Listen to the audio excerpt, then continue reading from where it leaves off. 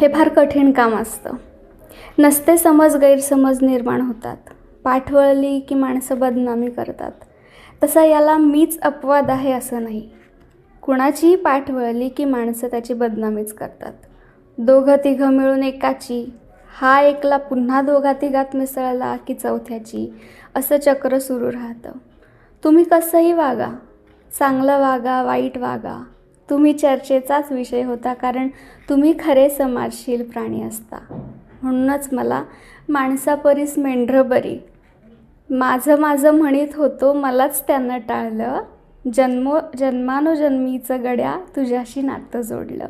अशी मूलभूत गाणी लिहिणारे दादा कोंडके आवडतात, किंवा दादा कोंडकेंची अशी निसर्गाचं आणि पशुजीवनाचं प्रत्येकारी चित्रण करणारी अकृत्रिम प्राकृतिक गाणी आवडतात.